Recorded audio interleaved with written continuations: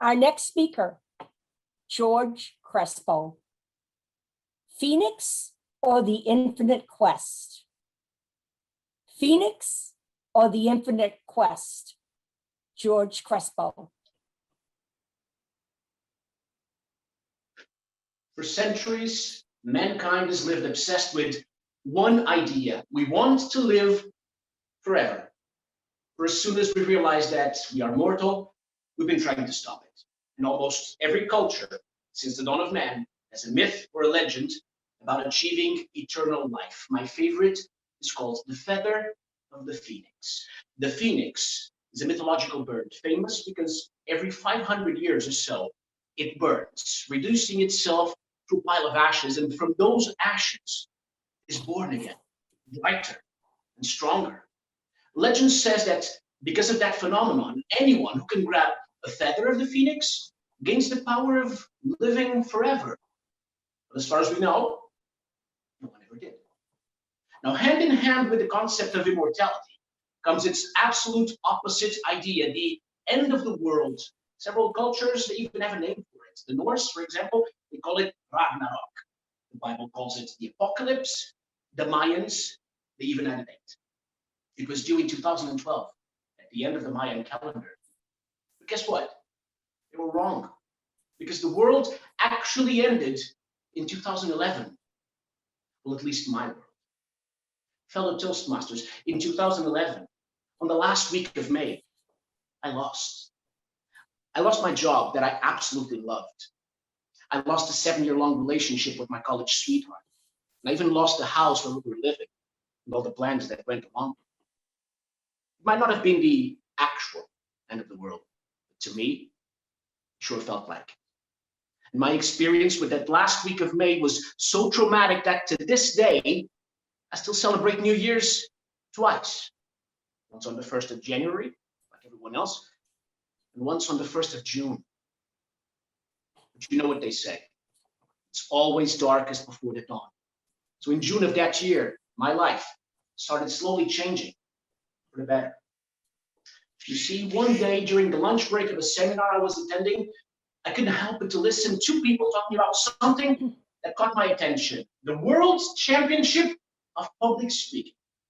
I had to ask them, wait a minute, is there a World Championship of Speaking? And they said, yes, indeed. But I needed clarification on that. So I followed up with what you're saying is that there's a person that is the champion of the world of talking. And they said, and I'm going to quote, yo, well, I don't know much about life in general, but I know this about myself. I cannot resist a good challenge. And I had an awful amount of spare time in my hands that I needed to occupy. So I asked him, how can I join? Long story short, I joined Toastmasters. And a couple of weeks later, I was doing my icebreaker. And I loved it so much that to this day, I've actually done my icebreaker 3 times. So I started writing speeches and presenting them as a hobby. And I joined my first competition in September. It was having so much fun. I just couldn't stop. After fall came winter, after winter came spring, and with it, the big goal, the International Speech Contest. I wrote a speech about basketball, and one by one, I kept on advancing rounds that each time took me one step further, one step closer to my target, to my club, to my whole hometown, to my whole country, to the south of Spain, to the other side of Europe. Because back in the day, our district went all the way from Portugal to Poland. And in the district finals, I took my shot. And I actually won. I was going to the World Championship of Public Speaking. But it was later that night that I realized that my losing streak, it wasn't over yet. I had to lose one more thing. That night, I lost my winning trophy. At the end of the conference, between handshakes and congratulations, because back in the day, people were doing handshakes and congratulations like crazy, I must have dropped my trophy somewhere, and I had absolutely no idea where it was. So I started doing the logical thing, walking around asking people, have you seen my trophy? Have you seen my trophy? Has anyone seen my trophy? Until this gentleman called Peter Zinn that I won the exact same competition I just did a few years before me. He stops me and he says, I think I know where your trophy is. And I said, man, that's a relief. Where is it then? And he looks me in the eye and he says something I'll never forget. He says, it's right there on that happy smile that you have on your face right now. So I smiled at him and I said, no, seriously, where's the trophy?